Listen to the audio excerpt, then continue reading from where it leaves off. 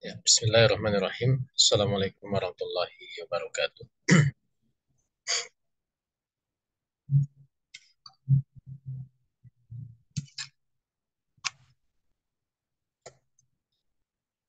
Alhamdulillahilladzi arsala rasulahu bil huda wa dinil haqq yushiru ala dini kulli wa kafa billahi syahida.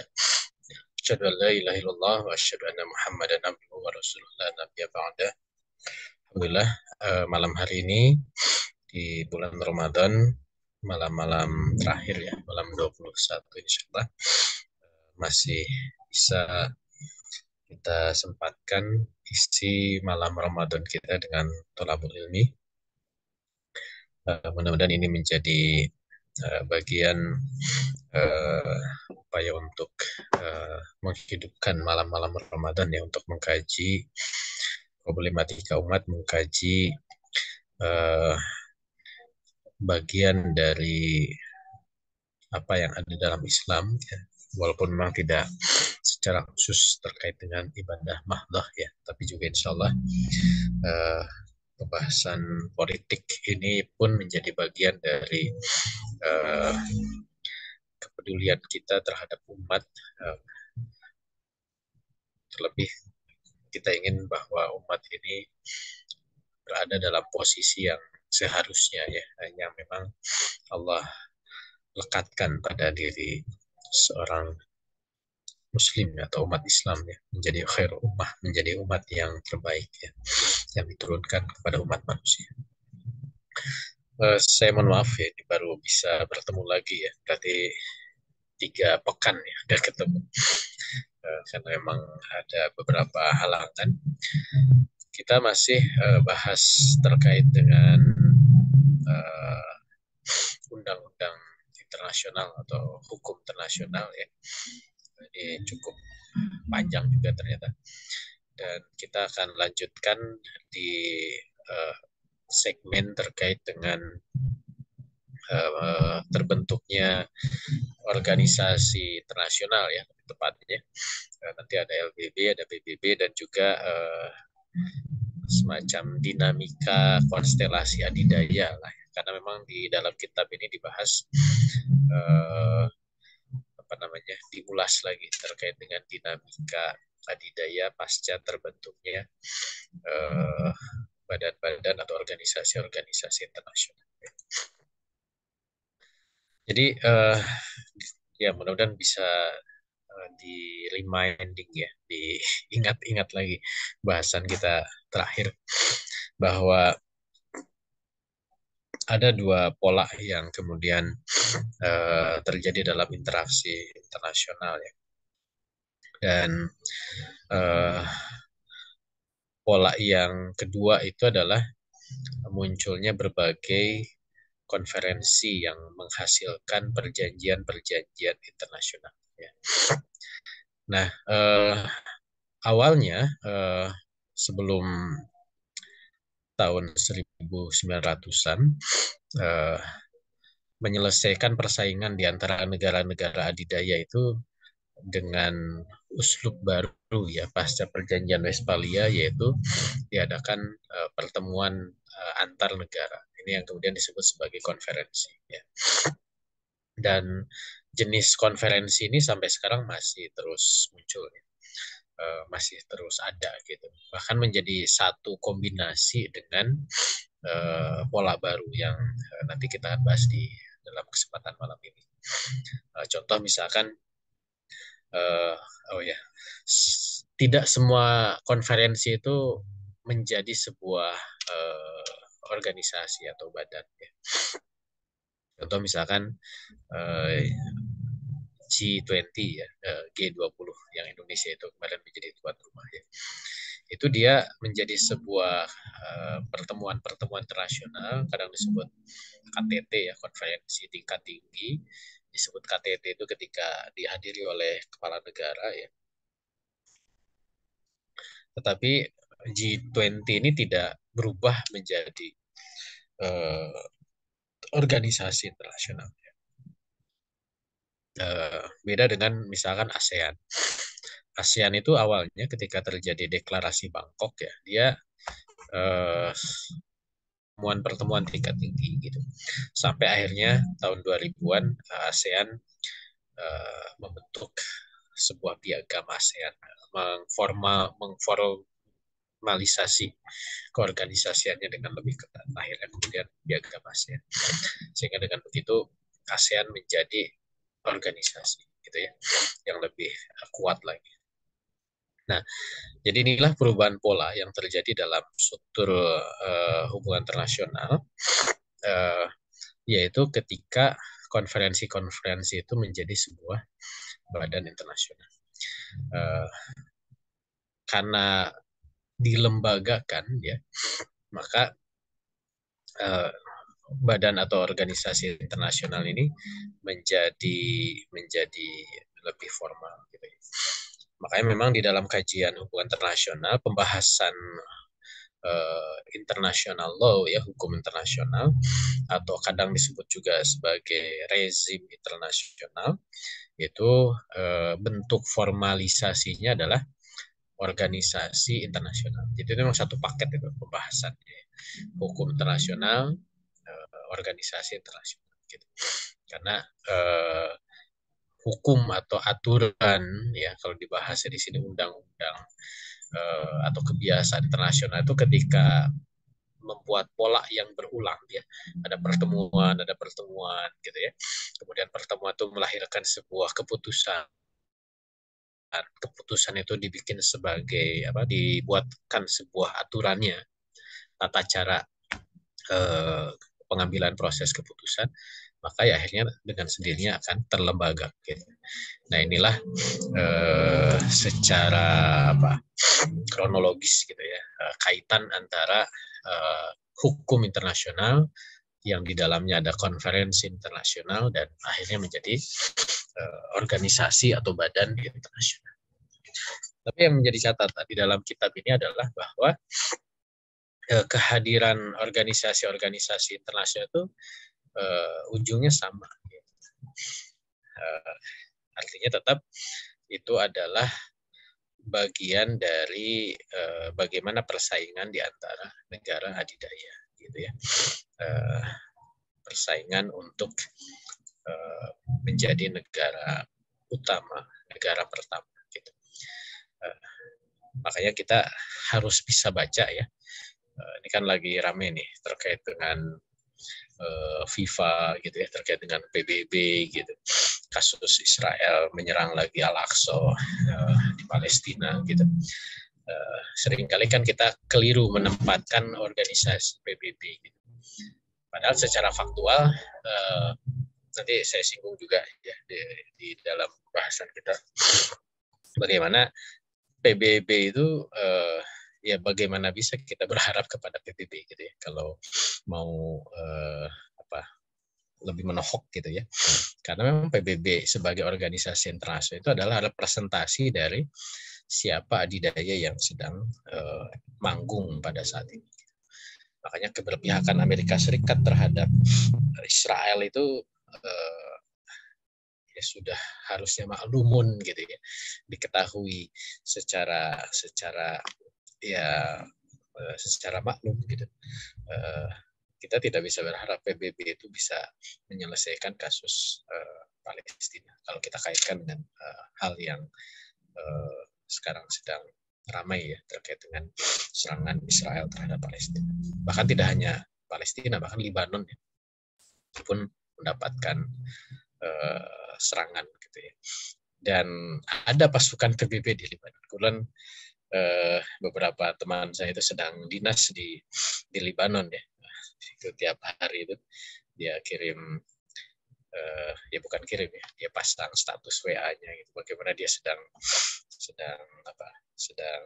berlindung ya, dari serangan Israel ke arah Libanon gitu. Saya ya sebagai teman ya kita doakan mudah-mudahan selamat gitu ya. Dan ya walaupun misinya memang misi yang dalam konteks politik global ya sekedar representasi kehadiran saja di sana, tapi ya tidak bisa menyelesaikan akar permasalahan yang terjadi dalam kasus di Timur Tengah di sana. Ya. Baik, jadi intinya bahwa organisasi internasional atau nanti kita ada dua yang dibahas, ada LBB, ada PBB. LBB sudah kita bahas di pertemuan terakhir, itu tetap adalah bagian dari upaya negara adidaya itu untuk saling bersaing, ya. Mempertahankan status quo-nya itu dengan menguasai organisasi internasional.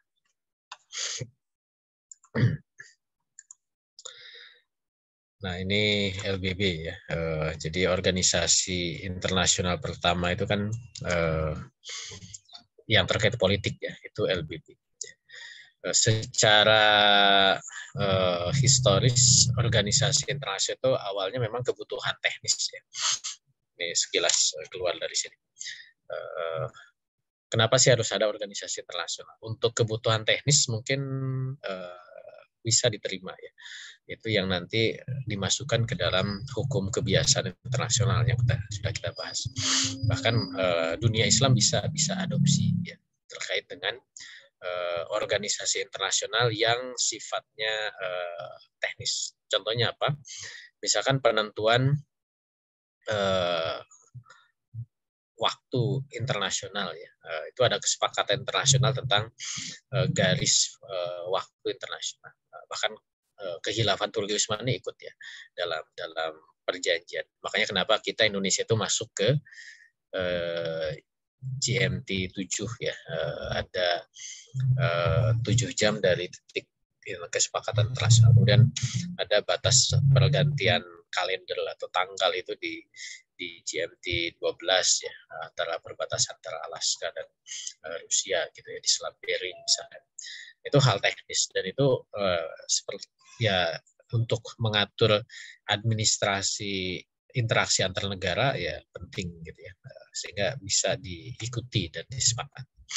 Termasuk juga misalkan ada international measure and weight ya. Jadi lembaga internasional yang mengatur terkait dengan measurement, pengukuran ya, dan weight dan tentang berat gitu. Karena kan praktika negara-negara atau masyarakat terkait dengan pengukuran ya, atau terkait dengan berat itu beda-beda gitu. Kita mengenal ada kilogram, ada negara lain pakai pon gitu ya. Indonesia dulu pakai pikul gitu ya. Untuk panjang ada sentimeter, ada meter gitu ya. Tapi ada juga Inggris pakai inci. Nah, Indonesia pakai jengkal, depa, hasta gitu ya. Nah, ini kan beda-beda. Ketika interaksi antar negara itu terjadi, tentu harus ada standarisasi ya, penyamaan gitu. Bahkan untuk menyamakan apakah 1 meter itu seberapa panjang, itu kan perlu ada standar internasional. Jangan sampai 1 meter di rumah ya, kalau beli kain beda dengan 1 meter di tukang jualan kain gitu ya. Kok pas dihitung lagi di rumah berkurang gitu ya.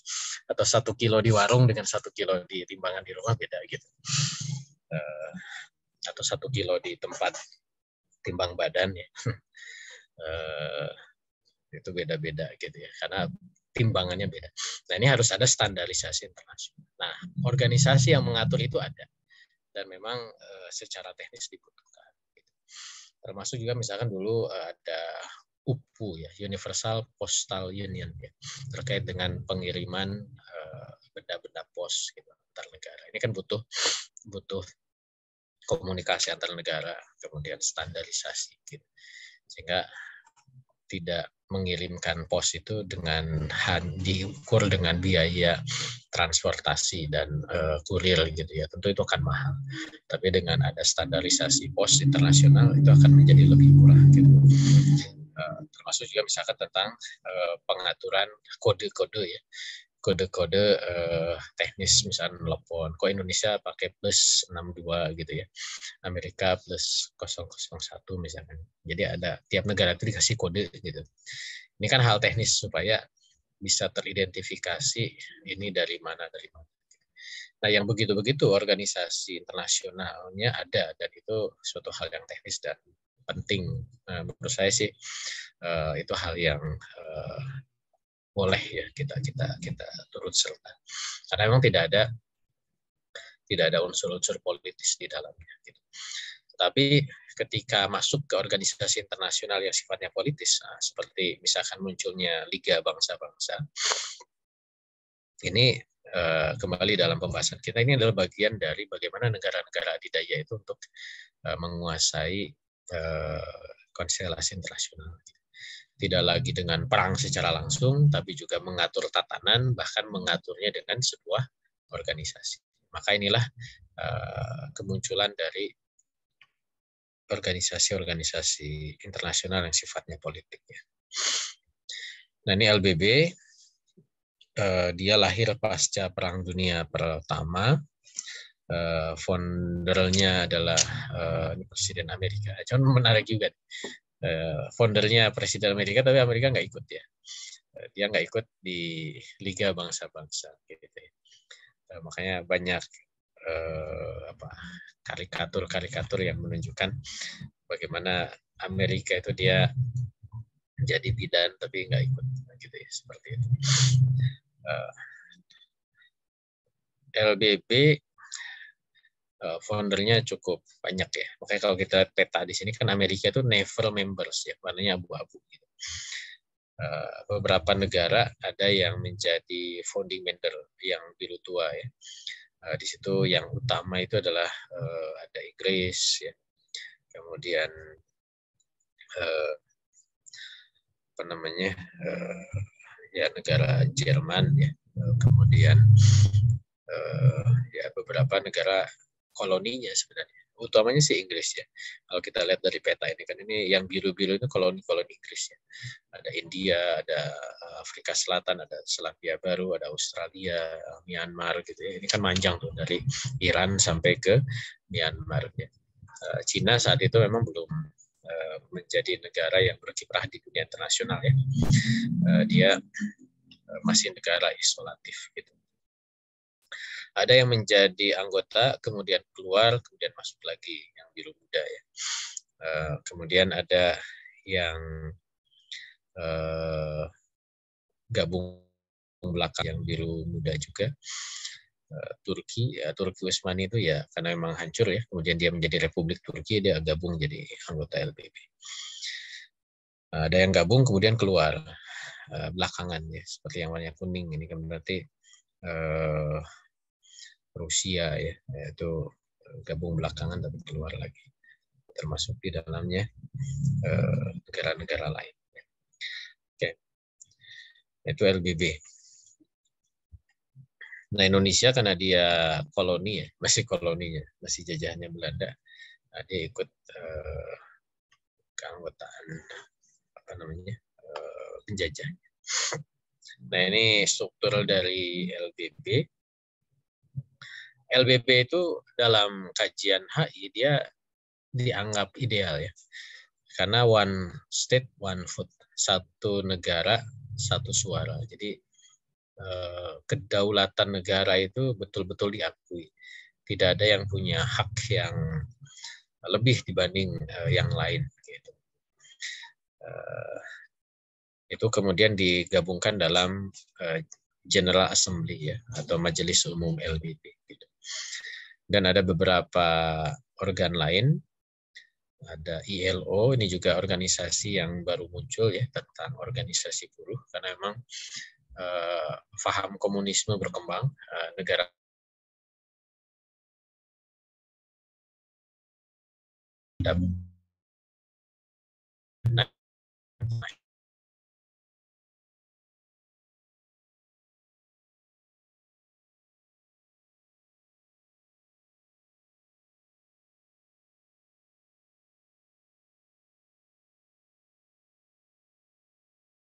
menarik, komisi itu masih ada komisi perbudakan ya, karena memang masih lazim ya perbudakan pada saat itu.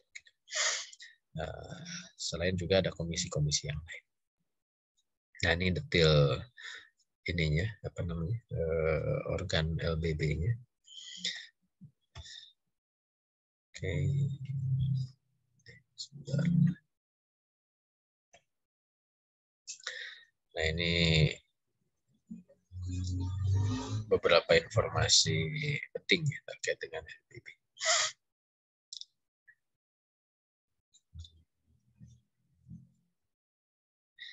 Nah, apa kekuatan dan kelemahan? Nah, di sini yang dicatat ya, strength and weakness.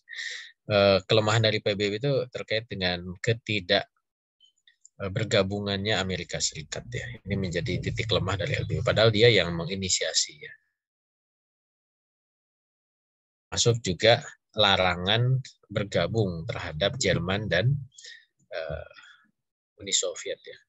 Karena baru berdiri itu, menggantikan negara Rusia. Rusia terjadi revolusi Bolshevik, kemudian dilarang untuk bergabung. Kelemahan kekuatannya ya tadi dia dianggap punya kekuatan untuk menerima anggota-anggota secara diakui kedaulatan antar negara. Teman faktanya akhirnya bubar ya, LBB ini. Nah, ini beberapa ilustrasi terhadap LBB. Jadi ya, LBB itu sebuah organisasi yang ya, dianggap prematur, ya. Tidak menunjukkan realitas dari konstelasi internasional. Gitu. Oke. Nah, setelah LBB sudah terjadi Perang Dunia Kedua. Di kitab ini tidak terlalu dikupas, tapi ada pandangan ya bahwa akhirnya organisasi internasional atau badan internasional itu menjadi pilihan yang dianggap terbaik ya, untuk mengatur hubungan antar negara. Gitu. Nah, ini yang kemudian nanti di pembahasan selanjutnya ya, mungkin minggu depan, rezim internasional itu terorganisasi oleh badan internasional. Bahkan ya sudah kita singgung ya sebelumnya, di Indonesia ada organisasi ormas Islam ya, sampai menjadikan bahwa putusan dari PBB ini atau piagam PBB itu bisa dijadikan sebagai sumber hukum gitu ya, karena dianggap inilah tatanan yang ideal untuk menata interaksi antar negara di dunia di zaman modern gitu. Nah, cuman ya kita harus telah gitu ya, tidak bisa ternyata memang di balik kehadiran organisasi internasional ini ya ada negara-negara yang mendesain, ya menata, mengatur, mendesain bahwa mereka menjadikan justru organisasi internasional itu untuk melanggengkan eksistensi mereka. Ya. Makanya nanti berikutnya itu ada upaya untuk melakukan reformasi ya terhadap PBB gitu ya. Dianggap PBB itu tidak ideal lagi gitu, karena memang sangat kentara negara-negara adidaya yang mengatur PBB itu mempertontonkan kepentingan politik mereka gitu. Nah ini PBB ya. Jadi pasca LBB bubar, kemudian sebenarnya bubar itu setelah ada PBB, jadi dia beralih jadi PBB karena LBB itu dianggap tidak efektif ya, akhirnya terjadi Perang Dunia Kedua. Nah, pada awal-awal Perang Dunia Kedua ya, itu muncul Atlantic Charter ya, yang memang ini disepakati oleh Inggris dan Prancis ya. Presiden Roosevelt dari Inggris, dari Amerika Serikat, dan Winston Churchill ya dari Inggris gitu, Perdana Menteri Inggris. Nah mereka mesepakati perjanjian mungkin perjanjian penataan konstelasi internasional saat situasi perang gitu ya. Jadi emang menarik ya. Tipikal Inggris dan juga negara-negara adidaya lain itu, ketika terjadi perang itu tidak hanya berbicara terkait dengan peperangannya itu sendiri gitu. Ini juga yang bisa jadikan kita catatan ya. Tapi juga bagaimana mereka merumuskan situasi pasca perang gitu. Seperti Perang Dunia ke-1 kan Inggris dengan Prancis ya, Amerika belum terlibat, bahkan dengan Rusia, walaupun Rusia mundur, itu bikin perjanjian Sykes-Picot ya, yang akhirnya itu awal perjanjian rahasia, cuma menjadi terbongkar ya. Jadi perjanjian antara Inggris Prancis bagaimana mereka menata pasca Perang Dunia Satu, gitu. Termasuk juga membagi-bagi wilayah yang akhirnya mereka dapatkan pasca Perang Dunia Satu ya, terutama di dunia Islam. Gitu. Makanya kenapa kemudian muncul negara mandat atau daerah-daerah mandat yang dikuasai oleh Inggris dan ada yang dikuasai oleh Prancis. Terutama di Timur Tengah itu kelihatan sekali bahwa Lebanon, Suriah itu dikuasai oleh Prancis, gitu ya. Kemudian Mesir, Irak itu dikuasai oleh Inggris, gitu. Dimunculkan Transjordan, ya, negara baru, ya. Itu juga dikuasai oleh Inggris, gitu. Dan diinternasionalisasi wilayah Al-Quds, ya, Yerusalem. Kemudian Palestina itu dikuasai oleh Inggris, gitu. Itu kan disepakati sebelum Turki Utsmani kalah, gitu. Nah, ini sama juga pada saat situasi Perang Dunia Kedua, ya, dibuat Atlantic Charter antara Inggris dan Amerika Serikat. Nah, Prancis kemana? Ya, Prancis itu sudah decline, ya, sudah mulai turun kekuatan. Justru Inggris yang memang adidaya pasca Perang Dunia Satu itu dia yang leading ya di dunia internasional. Nah, Amerika itu kan dia mulai ikut terlibat ya di dalam Perang Dunia Kedua gitu. Saya juga dah cerita ya bagaimana ini memang banyak versi ya, tapi kita bisa lihat di dalam misalkan di film Pearl Harbor ya, bahwa memang serangan Jepang ke Pearl Harbor itu atau Pelabuhan Mutiara itu sengaja dibiarkan gitu ya oleh Amerika gitu. Sehingga Pearl Harbor itu betul-betul dibombardir gitu, sehingga menimbulkan kemarahan rakyat Amerika, sehingga mereka menuntut balas ya rakyat Amerika untuk terlibat di dalam perang, dan ya akhirnya Amerika terlibat di dalam perang. Nah, dengan begitu kan Amerika bisa masuk ya dalam konstelasi internasional, meninggalkan apa yang sebenarnya mereka pegang dalam doktrin Monroe mereka. Gitu. Nah, kalau kita lihat di timeline menuju ke PBB ya, PBB itu kan baru disahkan 24 Oktober 45. Tapi 4 tahun sebelumnya, mulai dari Atlantic Charter, kemudian ada pertemuan di Washington, nah, kemudian Amerika menilai bahwa ini Perang Dunia Kedua itu kan perang tiga pihak ya, kalau secara ideologis. Ada kapitalis liberal, Amerika, Inggris, dan sekutunya. Kemudian ada muncul kekuatan komunis ya, Uni Soviet, dan ada kekuatan fasis yang memang memicu perang, Jerman, Italia, dan Jepang gitu. Nah, dalam sebuah analisis itu disebutkan bahwa Amerika itu memilih, ini kan nggak mungkin perang tiga pihak gitu ya. Akhirnya harus memilih mana yang dijadikan lawan untuk menghancurkan yang lain. Gitu. Apakah mau bersekutu dengan fasis melawan komunis gitu ya, atau bersekutu dengan komunis melawan fasis. Gitu. Ternyata pilihannya adalah bersekutu dengan komunis untuk melawan fasis. Sehingga ini persekutuan yang aneh gitu kalau secara ideologis. Tapi dalam situasi politik kan ada giumnya kan begitu. Tidak ada kawan yang abadi, tidak ada musuh yang abadi adalah kepentingan gitu ya. Itu ada gium di dunia politik. Atau musuh dari musuh saya adalah teman saya gitu. Ini saling bermusuhan, tinggal ini kan musuh gitu. Dia musuh, ini musuh dari musuh saya, berarti bisa jadi teman gitu. Nah, ini juga ada gium politik ya. Yang ini ya lazim dipakai ya, bahkan dalam politik praktis, politik lokal ya. Dua ada gium itu memang sering dijadikan pegangan ya.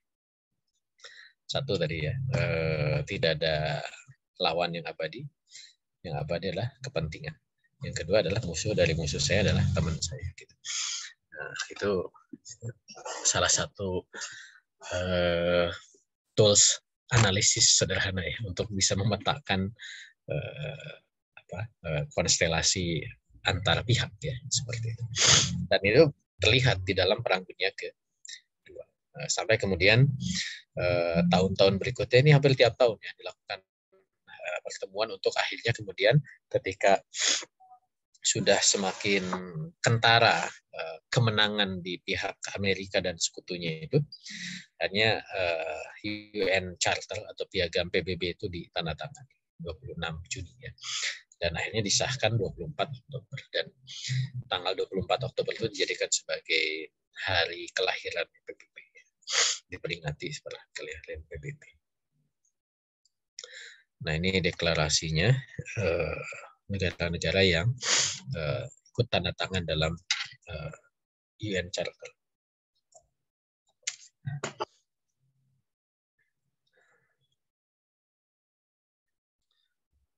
Nah, ini organ dari PBB ya. Nah, PBB itu melakukan modifikasi terhadap LBB sebelumnya. Kalau LBB itu kan tadi one state one vote ya. Semuanya dikumpulkan dalam assembly, dalam majelis LBB. Tapi PBB dia membuat organ yang lebih realistis gitu ya. Memunculkan apa yang disebut sebagai Security Council atau Dewan Keamanan gitu. Nah, ini kalau dalam pandangan politik itu, kalau LBB itu idealis ya, bahwa tiap negara itu berdaulat harus sama gitu ya. Tapi kalau PBB ini dia lebih realis gitu. Artinya menyesuaikan dengan fakta bahwa faktanya tidak semua negara itu bisa sejajar. Negara-negara pemenang perang itu punya hak untuk mengatur gitu. Ini clear gitu ya. Apa yang disebut di dalam kitab ini bahwa organisasi ini adalah cara negara-negara adidaya mengatur tatanan dunia itu kelihatan di dalam organisasi PBB.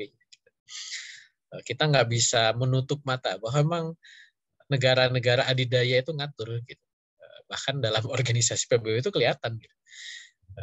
Ada 5 negara pemenang perang, kan?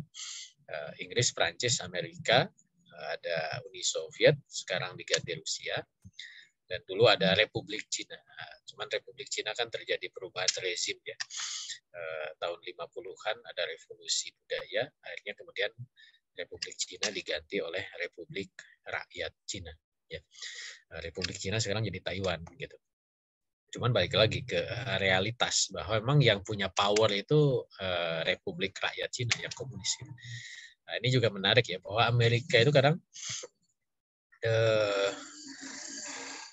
ya kan sering mungkin jadi pertanyaan ya, kok yang komunis malah dipersilahkan gitu, kok tidak dihalang-halangi gitu. Tapi ya dia ya bahasa positifnya cerdik gitu ya. Bahasa negatifnya licik gitu ya. Itu kombinasi lah kepintaran itu di situ ya. Makanya nanti menarik itu kalau kita bedah tentang Amerika ya. Nanti pertemuan selanjutnya ya kita bedah masing-masing negara itu bahwa ya harus juga sesuai dengan realitas gitu, bahwa memang yang punya power itu adalah China, walaupun memang belakangan akhirnya China itu menjadi ancaman buat Amerika gitu. Nah, cuman demi mempertahankan eksistensi PBB-nya ya. Nah, jadi kan daripada memaksakan Taiwan tetap jadi anggota PBB gitu ya, bahkan menjadi anggota Dewan Keamanan, itu akan menggoyang organisasi mainannya. Maka lebih baik ya sudah, musuh itu kemudian dimasukkan di sana, bahkan sekutunya dia tidak menjadi anggota PBB. Taiwan itu kan bukan anggota PBB.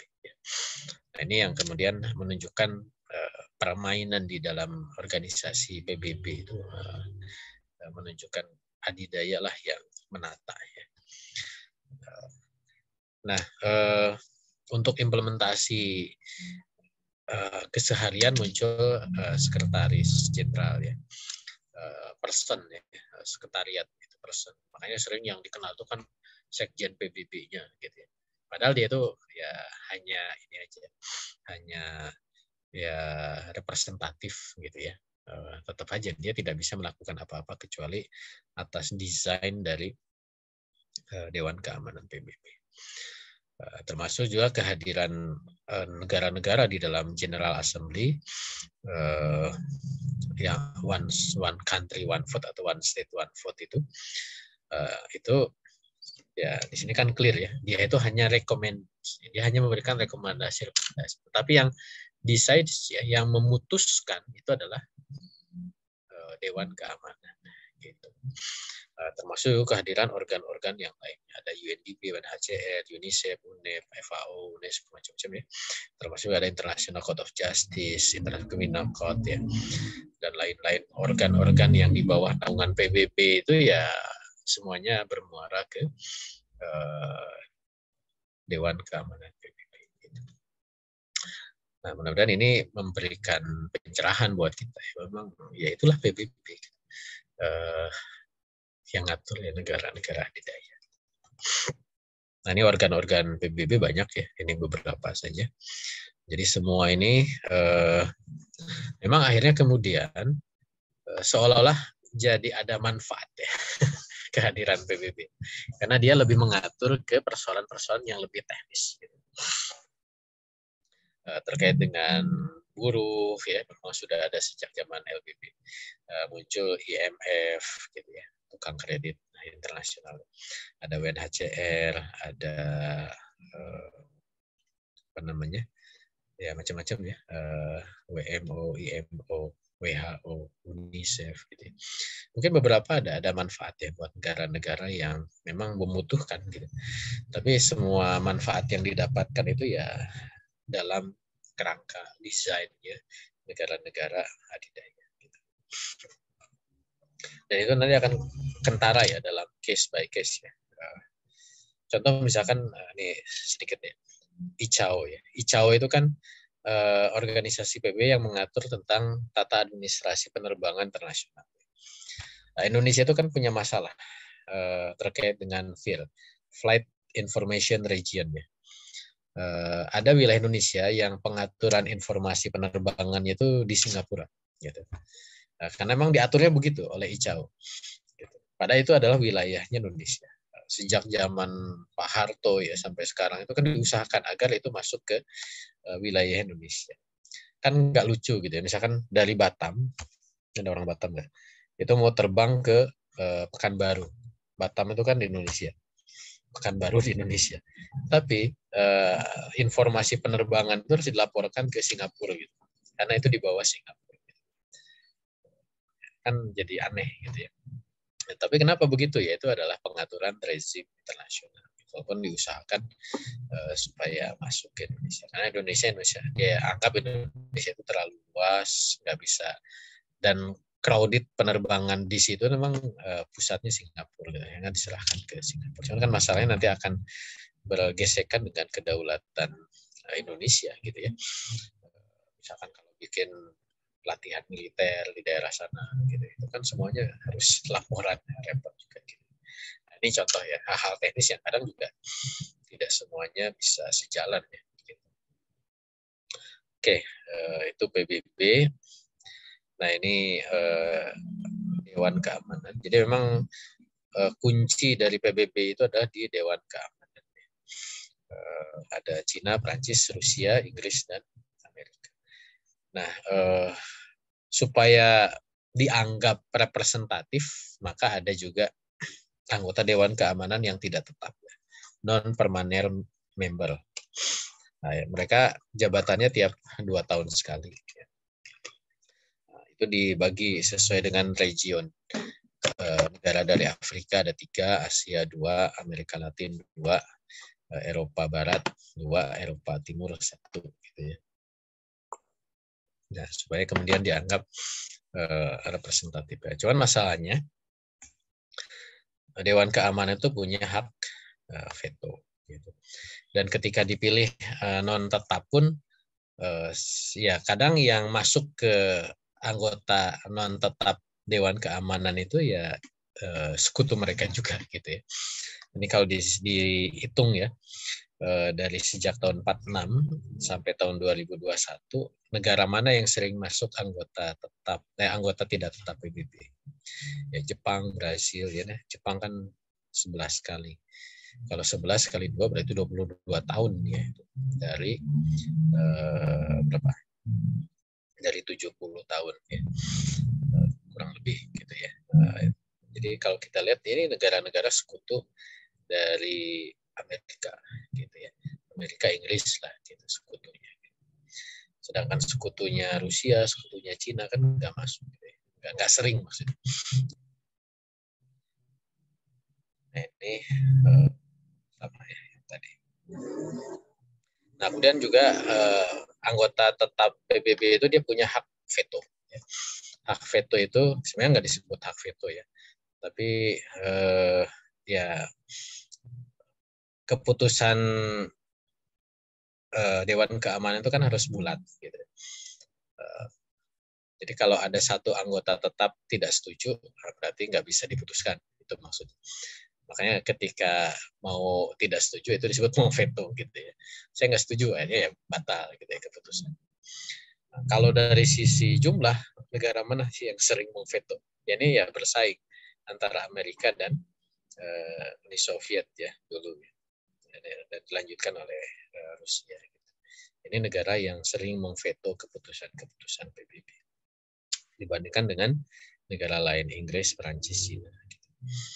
Nah kalau lihat dari tahunnya ya, ini lihat warna ini, yang sering memveto awal-awal itu ya Uni Soviet. Gitu. Nah belakangan dari tahun 45 sampai tahun 70-an lah ya. Nah, nanti ini kita bisa baca kenapa kok ada pergeseran. Itu terkait dengan bagaimana pola relasi antara Amerika Serikat dan Uni Soviet ya. Ada perubahan-perubahan. Kalau nggak salah dulu udah ya kita bahas ya dalam konstelasi internasional. Ketika ada pergeseran Uni Soviet ya terhadap Amerika yang pada saat perang dingin ya, itu ada pergeseran.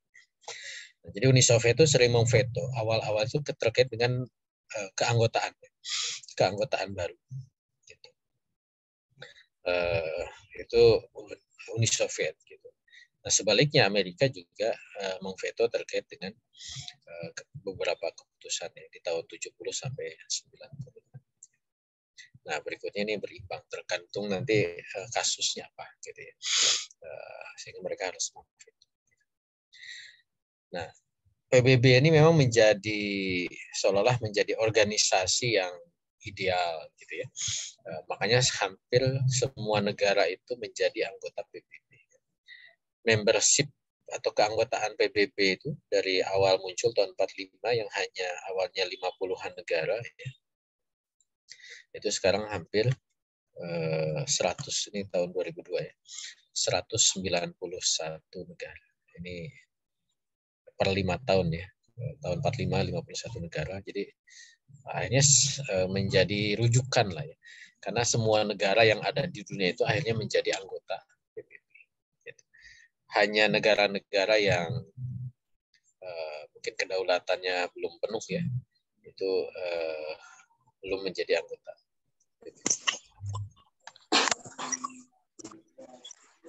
Nah, ini kalau kita lihat periodisasi keanggotaan ya. Yang warna biru muda ini yang tahun 45 masuk anggota PBB yang awal.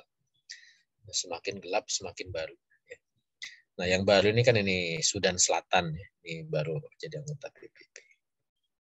Kemudian Indonesia itu berarti tahun 50-an ya, warnanya biru agak gelap gitu. Yang Afrika rata-rata ya pasca dekolonialisasi ya di Afrika dari tahun 50 sampai tahun 80-an. Di Afrika rata-rata menjadi anggota PBB. Kecuali Mesir ya dari awal sama Afrika Selatan sama Ethiopia ya, awal-awal. Nah, yang biru, yang ungu ini kan pasca Uni Soviet runtuh ya, negara-negara Asia Tengah. Nah, ini baru kemudian dia gabung ke PBB. Sama juga yang di Eropa Timur ya, karena memang pasca runtuhnya Yugoslavia. Ini baru dia gabung ke PBB. Nah, ini kurang lebih periodisasi gabung. Nah, termasuk Korea ya. Korea itu kan baru gabung belakangan tahun 90-an. Karena mereka masih perang Korea saat itu. Oke. Nah, ini peta lain. Nah, jadi kalau kita lihat ya hampir semua negara ya, di dunia itu sudah menjadi anggota PBB. Kecuali ini yang warna abu ya. Berarti kan Taiwan. Nah, Taiwan ini ya dia tidak bisa jadi anggota PBB. Kenapa? Karena selalu diveto oleh Cina ya. Masuk juga ada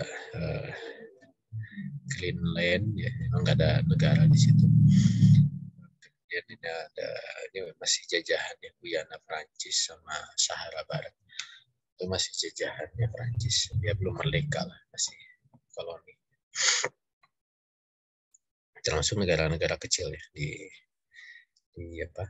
Termasuk ini Palestina. Palestina itu ya belum bisa jadi anggota. Justru Israel itu anggota PBB. Ya itulah tadi yang penting. Nah, jadi itulah pola yang berubah ya, dalam hubungan internasional.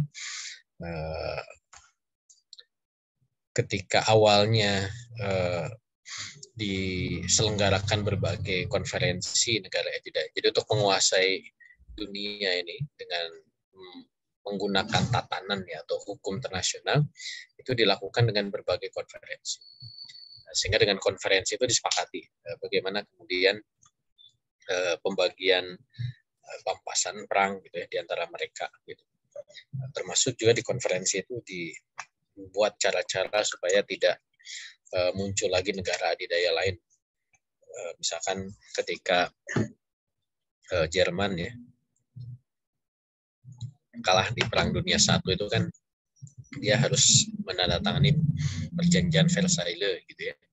Dan Jerman harus dilemahkan dan seterusnya. Turki Utsmani melakukan perjanjian Lausanne-Sèvres gitu ya. Sehingga Turki Utsmani harus Turki kan, sisanya dibagi-bagi ke Inggris dan Prancis gitu. Sehingga adidaya pesaing itu tidak muncul.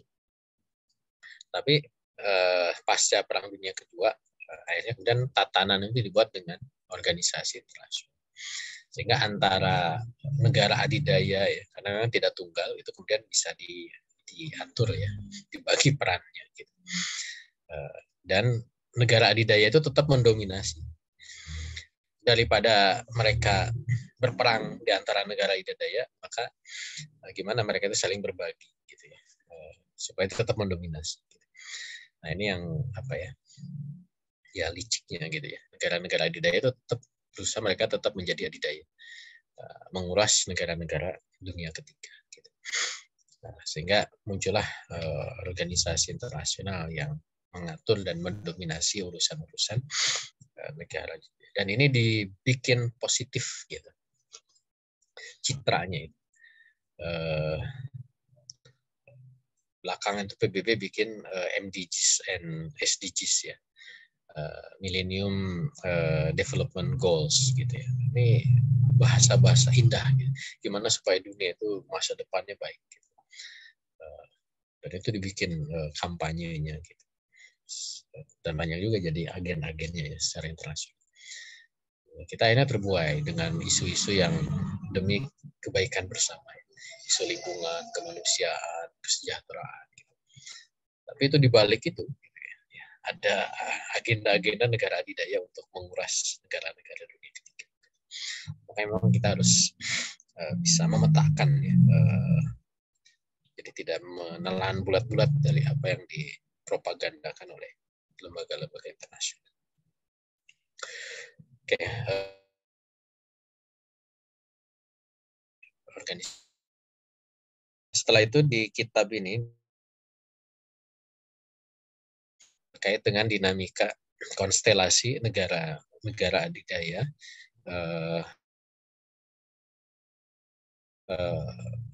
hukum internasional atau dalam konteks adanya tatanan internasional. Gitu.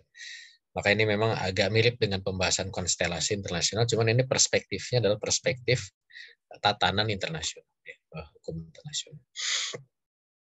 Makanya kemudian dibahas lagi di sekilas di bab ini sebelum nanti masuk ke tatanan pasca PBB ya. Jadi tatanan awal itu adalah pasca Kongres Wina ya. Ini terjemahannya konferensi Wina. Kongres Wina 1815. Kongres Wina ini adalah kongres yang dibuat untuk menyelesaikan problematika Prancis ya. Jadi pasca Napoleon ya yang bikin masalah ya, dia bikin ekspansi ke negara-negara Eropanya, kemudian Prancis itu diselesaikan ya, Napoleon bisa dikalahkan. Dan negara adidaya pada saat itu nih, setback lagi ke belakang ya. 1815 ini di Eropa dikuasai Prusia yang nanti jadi Jerman, kemudian Rusia, Austria, dan Inggris. Gitu. Kapan tuh ada yang nanya ya, Rusia itu mana sih? Ya Prusia itu ya sebagian ini jadi Jerman. Yang hijau ini Prusia. Ya. Nah ini 4 negara adidaya dan mereka lah yang mengatur ya pasca Kongres Wina. Gitu. Nah ada Prancis ya, Prancis itu dia berusaha untuk menjadi negara adidaya, bahkan dia melakukan ekspansi. Cuman akhirnya kemudian Prancis bisa dikalahkan. Jadi ini ilustrasi bagaimana Prancis itu dia ingin menguasai sendiri, tapi akhirnya kemudian bisa dikalahkan dan Prancis Empire ya disebutnya pada masa Napoleon sebelum 1815 dia bisa dikembalikan posisinya ke ya Prancis awal gitu ya. Sehingga kemudian negara-negara lain itu kemudian bisa ditata ya sesuai dengan kesepakatan negara-negara adidaya pada saat itu. Jadi kalau 4 tadi mereka bersekutu, Inggris, Prusia, Austria, dan Rusia. Nah, Prancis itu menjadi pesaingnya gitu ya. Kurang begitu membacanya. Nah, makanya kemudian pasca Kongres Wina ini ditata ulang. Prancis dikembalikan. Ini yang disebut sebagai the Quadruple Alliance, ya. Jadi persekutuan 4 negara. Inggris, Rusia, dan Austria. Gitu. Nah ini melawan yang lain. Sebenarnya yang dominan itu Prancis. Kalau Spanyol, Portugis itu sudah tidak lagi dominan di dunia internasional. Termasuk juga Swedia itu tidak terlalu dominan. Makanya disebut di dalam kitab ini 5 negara itu. Ya. Nah kemudian lambat laun Inggris semakin menonjol karena memang negaranya cukup banyak koloninya ya. Nah Jerman juga mulai naik ya pasca konsolidasi dari Prusia menjadi Germanic Confederation. Nanti kita berbicara tentang Jerman. Jerman itu dia punya tatanan kenegaraan yang unik ya. Presidennya kan disebut kanselir gitu ya. Kanselir Jerman gitu. Yang lain kan kadang presiden gitu ya. Raja itu dia bikinnya kanselir. Jadi semacam ketua federasi gitu. Itu memang agak unik secara kenegaraan ya. Jerman ini. Jadi Inggris lah yang kemudian semakin menguat dan mendominasi. Makanya kalau kita lihat di peta pasca Kongres Wina ini, Inggris yang negara kecil ya, merah di atas ini, dia punya jajahan yang sangat luas. Ya. Kita juga sudah singgung di pertemuan sebelumnya. Inggris itu punya dua slogan yang utama ya. The sun never set in Great Britain. Ya. Matahari nggak pernah tenggelam di Inggris Raya ya, karena memang jajahannya sebulat dunia, sebundar bumi gitu ya, dari barat sampai timur ini jajahan Inggris. Jadi matahari nggak pernah tenggelam di wilayah Inggris. Dan Inggris itu punya kekuatan angkatan laut yang dominan. Ya. Makanya the Britain rules waves. Ya. Inggris itu dia mengatur dia mengatur gelombang. Jadi gelombang itu menjadi cara Inggris untuk bisa menjajah ke seantero penjuru bumi gitu ya. Dan Inggris. makanya dia menjadi negara adidaya pasca Kongres Wina. Nah, kalau kita bandingkan dengan koloni negara-negara lain ya, memang negara lain punya koloni. Misalkan apa namanya Prancis ya di Afrika, gitu. Prancis itu sampai ke Prancis Indochina yang jadi Vietnam, Laos itu kan jajahan Prancis ya. Kemudian juga ada Jerman. Jerman itu juga punya jajahan di Afrika gitu ya, termasuk juga di negara-negara Mikronesia ya.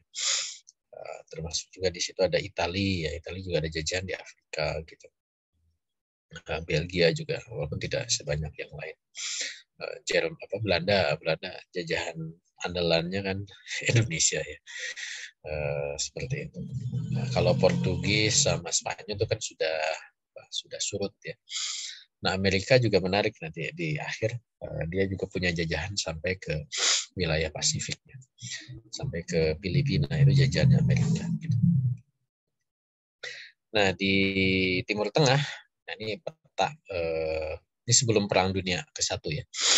Jadi peta bagaimana kemudian pengaruh jajahan dari negara-negara Eropa. Jadi walaupun beberapa ini masih di bawah kekuasaannya Turki Utsmani, tapi negara-negara Eropa itu sudah masuk ya.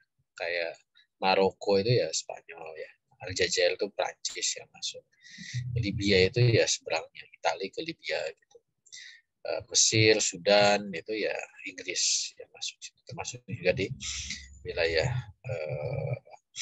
Oman, Aden, Oman ya, Bahrain gitu macam itu. Nah, Jerman itu masuk ke wilayah timur ya, ke Iran ya, sebagian dari Iran, sebagian Iran juga oleh Inggris gitu. Ini wilayah pengaruhnya. Nah, di kitab ini disinggung bahwa memang ada minyak ya. Nah, saat itu mulai muncul minyak yang ditemukan di dunia Islam itu. Ini peta rahasia, cuman udah nggak rahasia ya. Terkait dengan minyak di Timur Tengah itu banyaknya di mana sih? Jadi ini peta tahun berapa ya? Ya tahun segitulah ya, tahun 1800 1900 kan. Bahwa memang ketika ditemukan minyak ya, di Timur Tengah ya, dan di situ memang apa namanya wilayahnya Turki Utsmani gitu. Bahkan kalau yang pernah nonton film Fatihat ya, Fatihat ya, Sultan Abdul Hamid itu bagaimana kemudian persaingan negara-negara Eropa supaya bisa mengakses wilayah minyak ini, daerah Irak dan Teluk ya, itu ya mereka saling bersaing untuk mendapatkan akses gitu.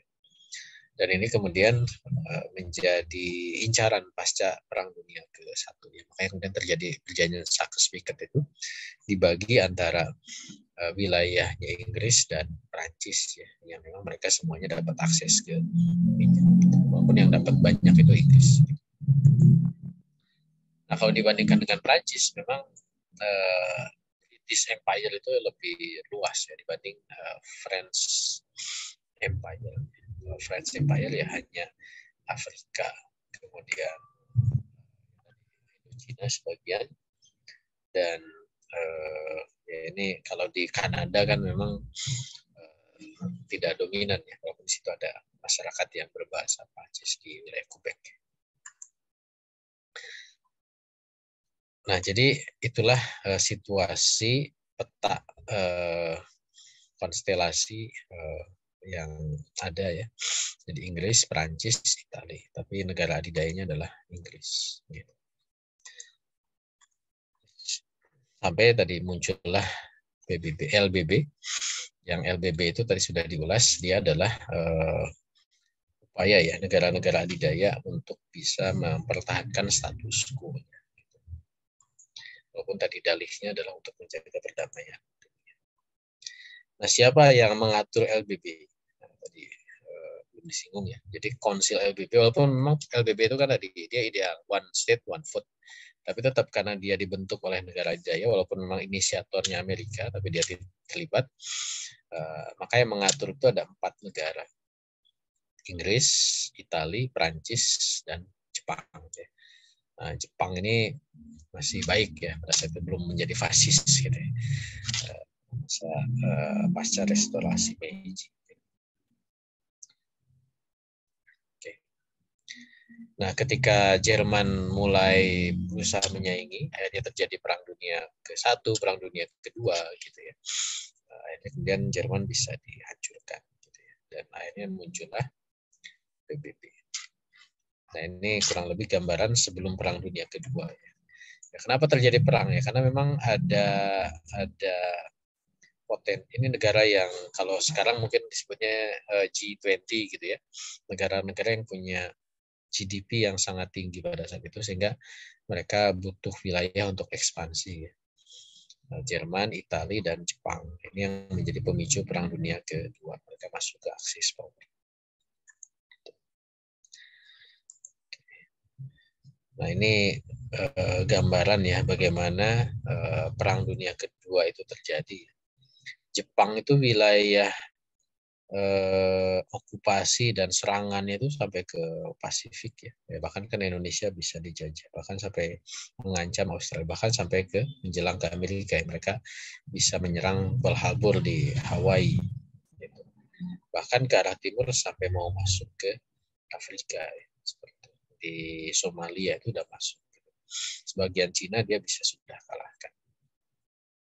Nah, sedangkan Jerman, nah, dia di seantero Eropa ya, bahkan bisa menggeser Rusia atau Uni Soviet saat itu ya. Nah, tinggal Inggris yang masih bertahan ya saat itu. Itu ini dari ekspansi Jerman dan Italia. Nah, yang kuning ini negara-negara kapitalis ya, yang hijau yang komunis gitu. Jadi ini pertarungan 3 pihak di Perang Dunia Kedua. Nah, justru yang menjadi pemenang ya, di Perang Dunia Kedua itu adalah Amerika. Ya. Walaupun ya Inggris itu kan sekutu. Nah, dari peta ini kan kelihatan ya. Karena arena perang itu ya di Eropa. Ya Inggris itu bagian sana. Inggris menjadi semakin lemah. Sedangkan wilayah benua Amerika ini kan menjadi wilayah bukan area perang ya. Makanya Amerika itu dia mendapatkan keuntungan pasca perang, dia wilayahnya tidak hancur. Gitu. Nah ini yang kemudian menjadikan Amerika itu menjadi pemenang di Perang Dunia Kedua bersama Uni Soviet. Ya. Karena memang dia masih punya sumber daya manusia dan sumber daya alam ya, yang masih terjaga pasca perang. Dibandingkan Eropa yang hancur luluh lantak ya, pasca perang dunia. Oke, nah ini Amerika. Nanti kita akan kupas secara khusus ya. Jadi ini Amerika sebelum Perang Dunia ke-1. Jadi Amerika itu memang punya jajahan juga ya. Tidak semua jajahan, ada juga yang memang beli ya. Kayak Alaska ini kan dia beli Turkish dari Rusia ke gedean wilayah dibeli sama Amerika. Tapi wilayah-wilayah Pasifik ya itu dia jajah. Filipina itu kan dia dapatkan dari Spanyol ya. Karena Spanyol dapat dikalahkan dalam peperangan di benua Amerika, termasuk bisa didapatkan Filipina. Inilah wilayah pengaruh Amerika sebelum ini masih doktrin Monroe sebelum dia terlibat di dunia internasional. Nah pasca Perang Dunia Kedua, jadi kalau Amerika itu punya peta seperti ini. Kalau kita kan lihat peta itu Indonesia senternya. Amerika itu di ujung. Nah, kalau orang Amerika ya sentralnya itu Amerika. Jadi dia wilayah yang punya di antara 2 lautan ya. Sebelah timur lautan Atlantik, sebelah barat lautan Pasifik ya. Memang kalau menganalisis Amerika itu menarik ya. Bagaimana kemudian dia membangun aliansi ke leluhurnya di Atlantik ya dengan NATO gitu. Tapi di Pasifik kan dia belum punya kekuatan. Nah ini yang nanti menjadi prediksi di masa depan Amerika itu kenapa memfokuskan kekuatannya di Pasifik. Tapi itu nanti kita akan singgung pembahasan tentang Amerika. Jadi pasca Perang Dunia Kedua inilah konstelasinya. Ya. Jadi negara adidayanya jadi Amerika, kemudian yang menyaingi adalah di Soviet. Ya. Nah, kemudian second layernya Inggris dan Prancis nih, negara-negara yang ada di level kedua. Cina mana? Ini Cina belum ya. Cina itu nanti di tahun 90-an. Jadi jauh. Ini baru pasca Perang Dunia Kedua. Baik, mungkin itu dulu. Nanti mungkin satu atau dua bagian lain di pertemuan berikutnya. Masih panjang juga ya. Karena ini campur ya. Tidak hanya purely bahas hukum internasional, tapi memang dikaitkan dengan konstelasi dalam perspektif hukum internasional. Walau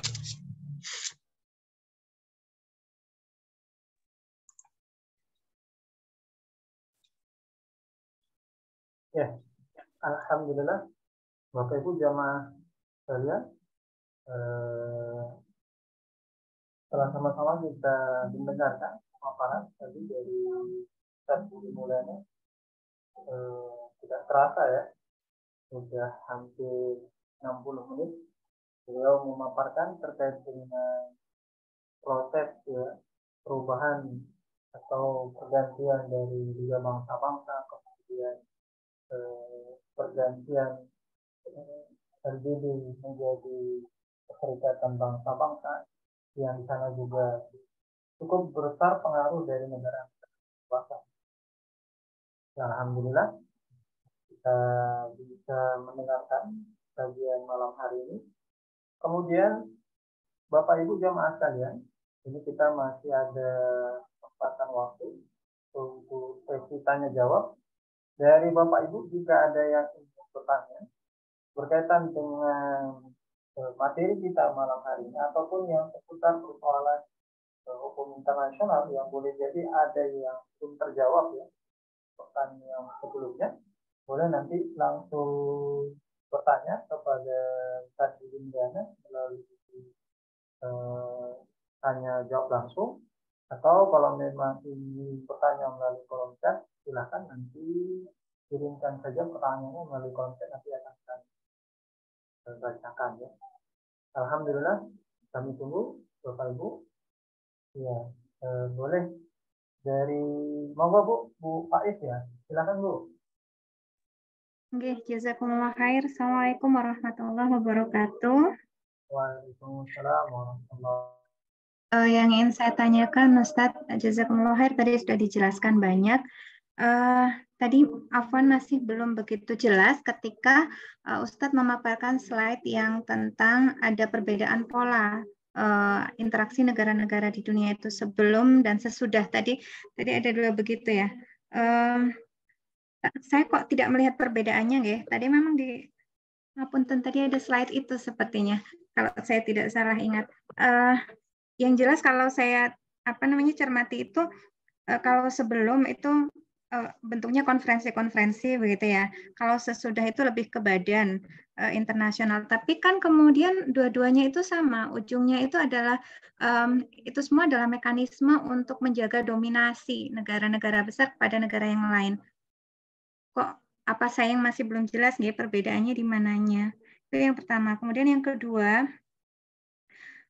di kitab itu kan dituliskan setelah Perang Dunia Kedua itu kemudian dunia itu terbagi menjadi dua blok gitu. Itu blok barat dan blok timur gitu nggih.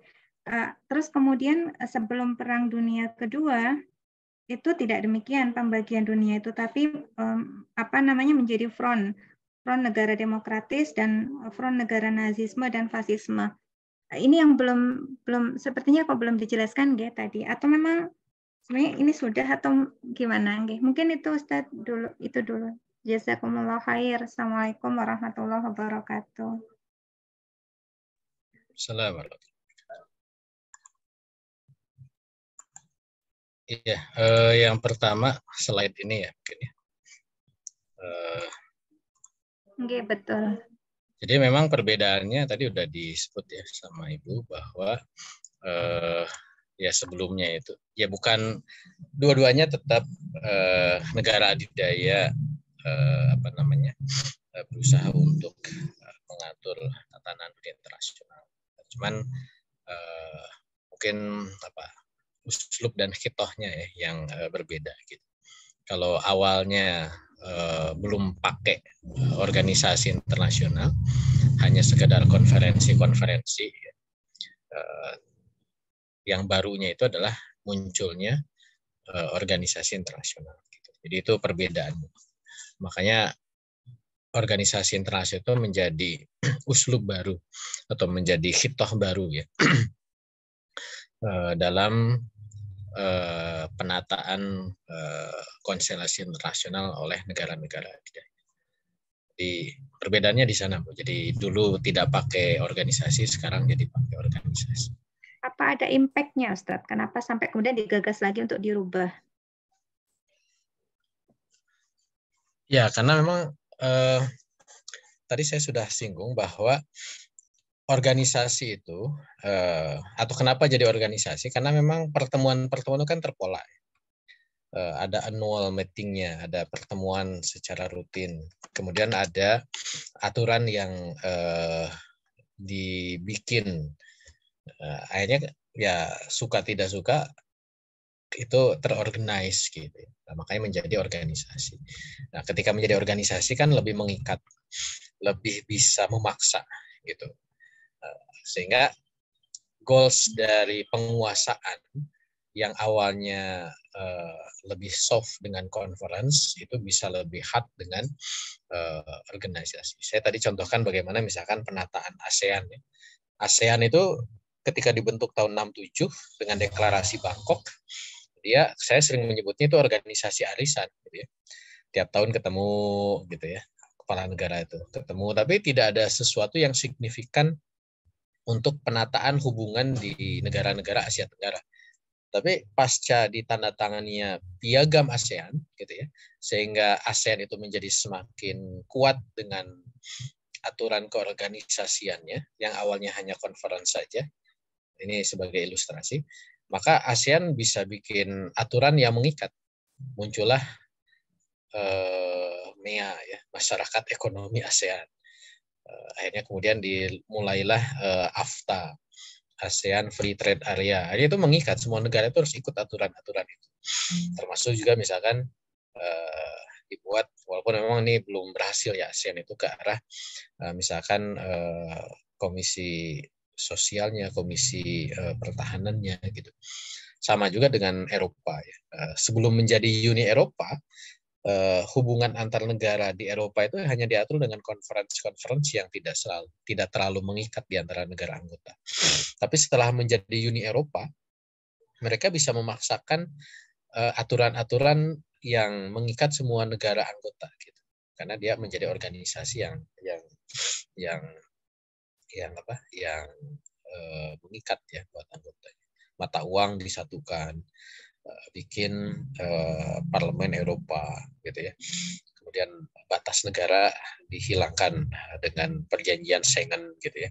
Sehingga antar negara itu tidak perlu lagi ada aturan keimigrasian gitu. ASEAN kan sudah kalau kita pergi ke antar negara ASEAN itu kita tidak perlu visa lagi kan. Kita sudah bebas visa, yang penting punya paspor dan punya uang gitu ya. Punya uang pasti gitu. Sehingga kita bisa bepergian di negara-negara Asia Tenggara kapanpun gitu, tidak perlu apply. Beda kalau misalkan belum dibuka batas-batas itu. Jadi itu perbedaannya antara sebelum adanya organisasi dengan setelah adanya organisasi. Tujuannya tetap sama, mereka tetap menjadi adidaya yang mengatur gitu. Cuman cara ngaturnya itu menjadi lebih, ya kalau sudah ada organisasi itu lebih tersistem ya, lebih lenggang-lenggang kangkung tuh negara-negara adidayanya, karena akhirnya mau ikut aturan nggak, kalau mau ikut gabung. Nah, nanti mereka dengan sendirinya dipaksa tunduk dan taat dengan aturan organisasi, dengan alasan organisasi, bukan harus gabung ke conference, harus ikut berpikir, ikut merumuskan, ikut membahas gitu ya. Tapi kalau sudah gabung organisasi, ya udah, ini aturannya gini-gini, mau nggak gitu. lebih mudah ngaturnya gitu, dengan adanya organisasi. Kurang lebih itu yang pertama. Kemudian yang kedua itu nanti Bu belum kita bahas ya. Nanti minggu depan insya Allah tentang konstelasi negara-negara pasca Perang Dunia Kedua ya. Tentang, walaupun memang tadi disinggung dulu tentang situasi Perang Dunia Kedua antara blok fasis, komunis dan kapitalis gitu ya, dan seterusnya. Itu nanti insya Allah di pertemuan berikutnya. Kita belum masuk ke sana. Insya Allah. Kita jazakumullah khair. Amin. Baik. Alhamdulillah. Masih ada pertanyaan lagi Ustaz di kolom chat dari Mas Herman atau Pak Herman Basiri. Beliau bertanya nih Ustaz, berkaitan dengan fasisme Ustaz. Nah, apakah itu isme dari derivasi atau turunan ideologi apa Ustaz? Nah, ini beliau pertanyaannya Ustaz. Ya, ini harus disamain dulu ya nomenklaturnya tentang ideologi. Jadi kalau bicara tentang ideologi dalam arti akidah akliyah yang merafiqan nizam ya. Kalau dalam bahasa kitab nizam Islam itu ya tentu hanya 3 kan, Islam, kapitalis dan komunis gitu.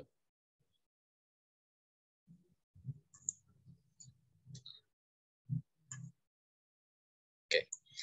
Itu kalau bicara tentang ideologi dalam arti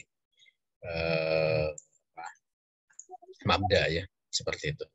Nah, cuman pengkategorian ideologi ini kan memang beragam ya, tergantung nanti nomenklatur yang dipakai.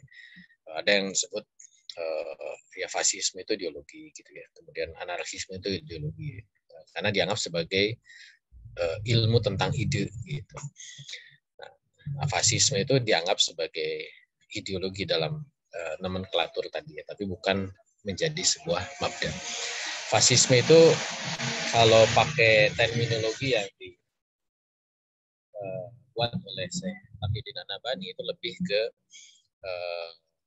patriotisme ya. Jadi ultranasionalis gitu.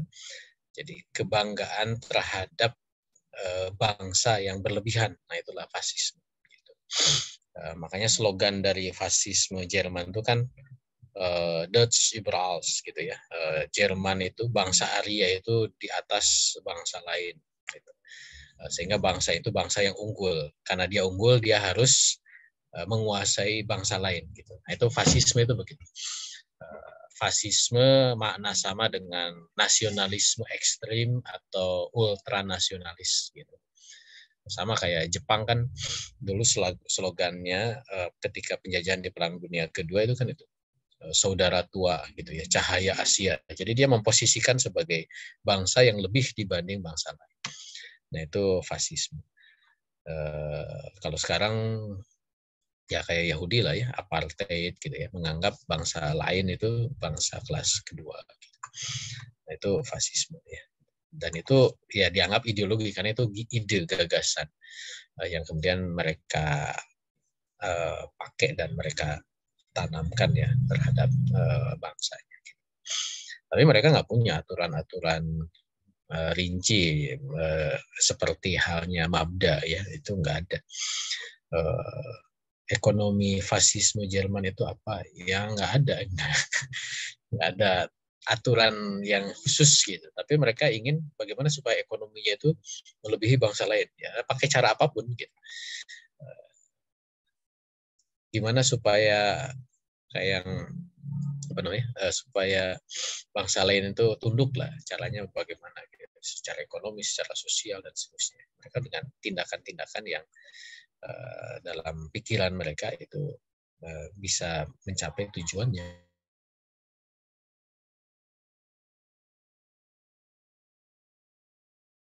Presentasi ya untuk di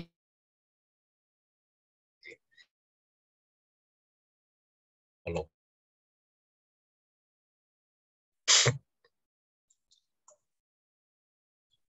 pertanyaan selanjutnya Ustaz, dari Bapak Idris Muhammad. Nah, beliau bertanya, Ustaz, Assalamualaikum, mengapa di Perang Dunia Kedua Jepang bisa menguasai wilayah jajah Amerika, kemudian Prancis dan Belanda di Asia Tenggara dengan cepat?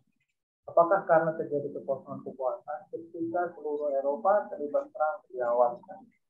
Tanggapannya tadi. Ya, kalau kita lihat secara historis ya, karena memang ya fasisme Jepang ya, dia melakukan percepatan pertumbuhan kemiliteran ya, tentaranya, alutsistanya gitu ya.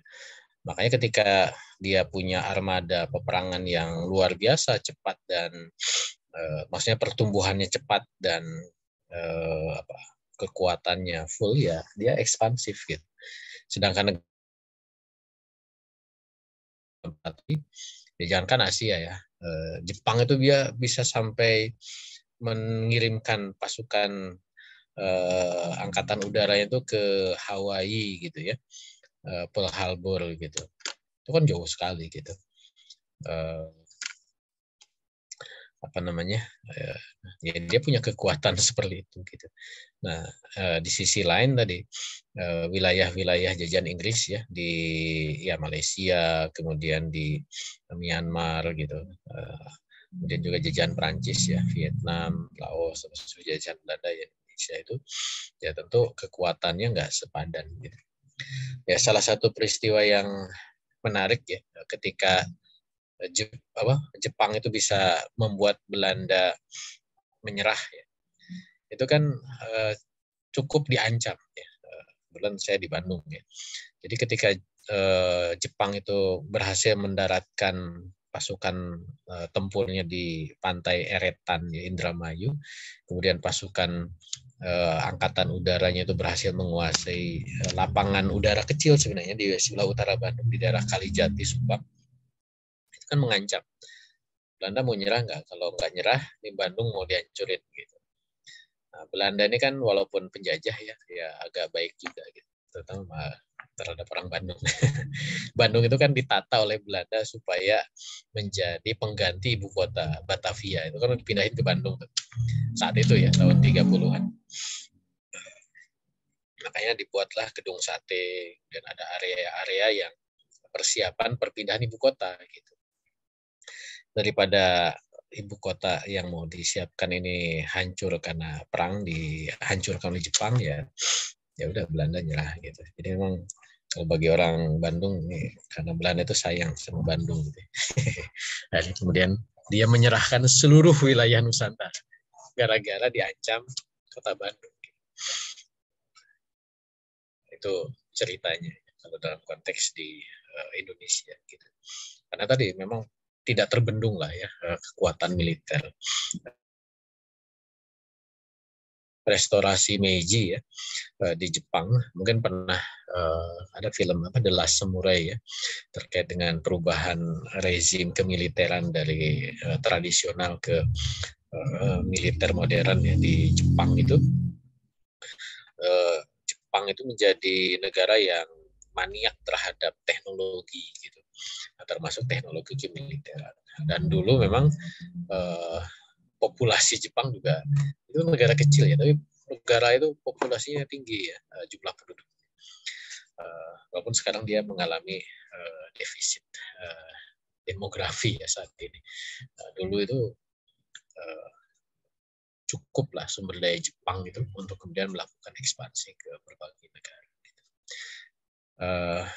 Jadi tidak karena ya kalau tadi apakah karena kekosongan kekuasaan ya, Eropa itu front line ya dari peperangan dan tidak kemudian digeser pasukan penjajah itu dari Asia Tenggara ke Eropa, enggak, karena memang ya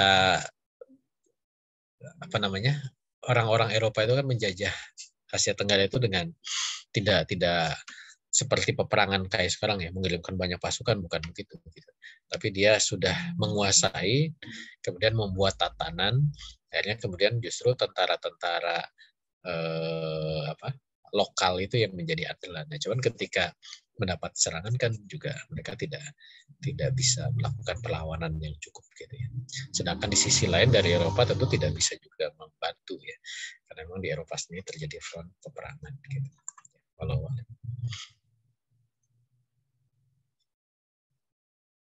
Ya, alhamdulillah. Ini pertanyaan terakhir Ustaz. Ya, mudah-mudahan Pak Idris tadi sudah cukup terjawab ya. Ini agak lebih teknis kan. Beliau bertanya dari Ibu atau Mbak Mufidah ya. Beliau bertanya seputar persoalan di sekitar bab konstelasi. Teksnya begini Pak, karena itu wajib atas negara manapun yang hendak mempengaruhi politik dunia dan menarik kepentingannya agar menempuh salah satu dari dua jalan. Mengancam kepentingan real negara pertama dalam posisi internasionalnya secara sungguh-sungguh, atau mengamankan kepentingan negara pertama itu dengan jalan melakukan tawar-menawar untuk meraih kepentingan. Nah, ini gimana Ustaz penjelasannya?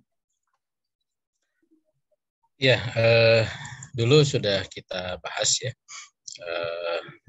Kan gini, ketika dia, ya contohlah sekarang ya, Inggris gitu ya. Inggris itu kan dia sudah turun levelnya dari negara adidaya, dikalahkan oleh Amerika Serikat.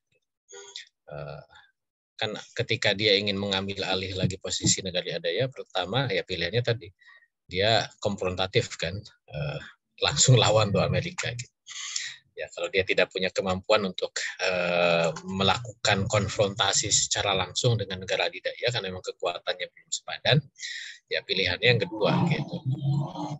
Dia akan coba turut serta gitu dalam apa yang dilakukan oleh negara adidaya sampai kemudian dia bisa mendapatkan posisi untuk ya menguatkan posisinya gitu.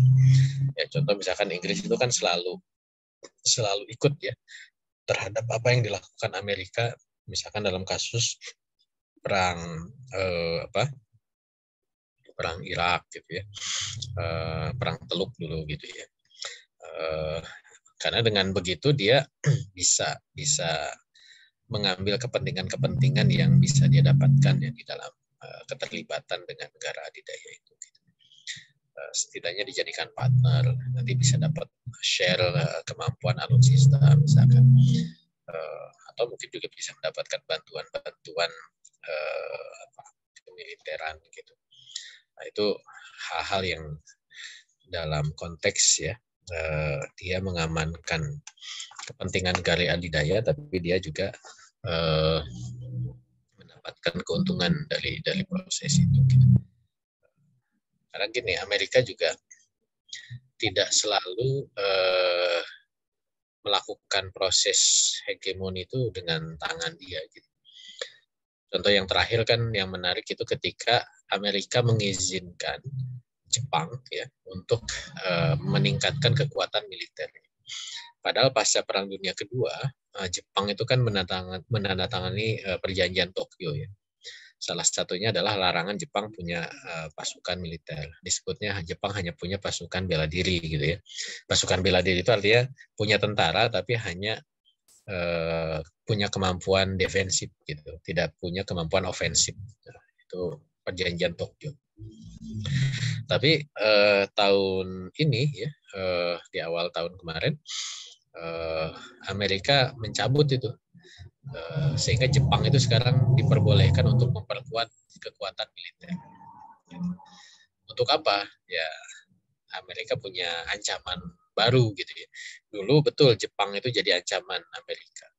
Tapi kan Jepang itu sudah sekian puluh tahun ya pasca Perang Dunia Kedua, dia bahkan menjadi sekutu Amerika, dia bikin perjanjian fakta militer dengan Amerika, ya sudah dianggap sekutu kuat lah Jepang itu. Nah sekarang musuh barunya itu adalah China gitu. Makanya kemudian tidak relevan lagi perjanjian Tokyo itu terhadap Jepang gitu. Amerika tidak menjadi merasa takut dan khawatir lagi dengan Jepang. Seperti halnya apa yang dilakukan Jepang dulu pada saat Perang Dunia Kedua gitu.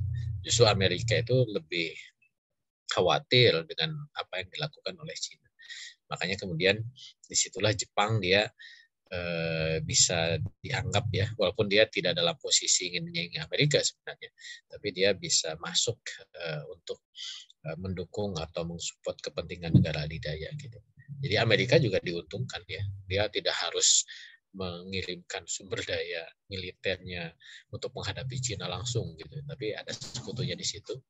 Ya sudahlah, Jepang. Tapi Jepang dia juga ya kalau dia mau gitu ya memanfaatkan situasi keleluasan itu untuk menaikkan leverage politiknya, ya siapa tahu dia bisa menjadi negara adidaya lagi gitu ya Jepang gitu. Ya, itu contoh lah bagaimana kemudian negara-negara level 2 ini ya dia bermain dengan negara-negara adidaya untuk di satu sisi mengamankan kepentingan negara adidaya, di sisi lain dia mendapatkan keuntungan politik di sana. Itu mungkin ya, wallahu a'lam. Ya, alhamdulillah. Semua pertanyaan sudah terjawab, Bapak Ibu. Terima kasih jazakallah kepada Bapak Ibu yang telah berpartisipasi pada malam hari ini dan terlibat aktif ya dalam bertanya. Mudah-mudahan pertanyaan Bapak Ibu juga mewakili pertanyaan yang malam hari ini sudah berkesempatan hadir dan juga bisa menjadi pertanyaan buat muslimin yang nanti melalui yang delay ya di. Sebagai penutup Ustaz untuk sesi malam ini ada yang ingin disampaikan Ustaz? Ya, insya Allah kita masih akan lanjutkan pembahasan bab ini ya, belum selesai ternyata. Nanti pasca Perang Dunia ke-2 ya, ada pembagian blok, kemudian persaingan Amerika dan Uni Soviet, termasuk juga tadi pertanyaan dari Bu Faiz ya, terkait dengan perbedaan dengan blok barat, blok timur gitu ya, basis dan lain sebagainya. Insya Allah nanti kita singgung di pertemuan berikutnya. Ya. Wallahu a'lam bishawab.